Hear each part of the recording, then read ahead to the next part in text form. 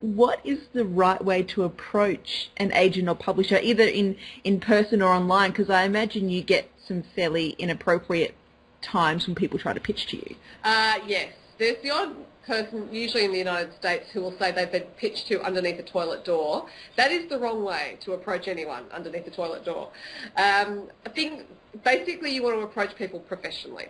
So you want, because it's a profession, writing. It's not for dilettantes or for the faint of heart, I have to say. So if you intend to make any kind of career out of it, even if it's a one-book career, you need to be professional about what you're doing, and if you can behave professionally, then other people in the industry recognise that.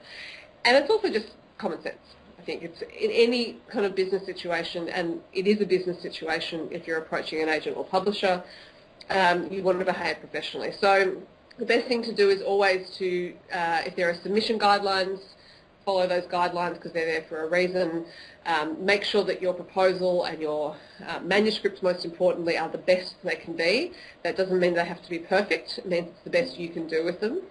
And then patience is a significant part of it as well, because everyone's reading submissions usually outside of office hours, and so we don't have a huge amount of time, and we get to them when we can, and we try to go as fast as we can. But it's not ever as fast as writers want it to be. But sometimes if people get really snarky, I say, look, you've told me it's taken you 5 years to write your novel. Why do you want to hear back from me in 5 days? So, you know, it takes time for us to consider things properly. Yeah. So. And in a physical situation, should you wait for an agent to ask you about what you're writing before you then pitch them? If it was just in a general room? Look, if it's like a cocktail party, because this might happen at the Brisbane Writers Festival, for example. A writer might find there at a function or in the same space as someone from the industry.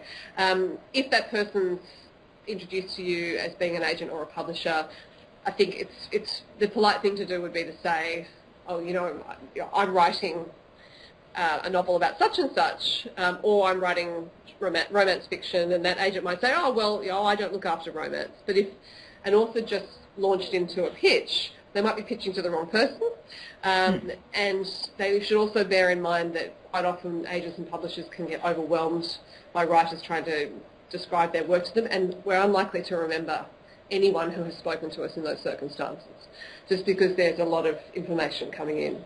So the best thing to do is actually just to say hello, shake someone's hand, chat to them like a normal person, because we're all normal people, and then say, gee, I'd really love to send you a submission. Would that be okay? And they'll always say yes, because we're all interested in new writing. So the only occasion where they may not say yes is if they're just not looking for anyone at that point in time. But that response won't be personal to the writer who's talking to them. That will just be the way things are. So I think it's better just to make that personal contact and then follow up later with a pitch or a proposal. Awesome. Thank you so much for all of your help there, Sophie. My pleasure. Thanks, Emily.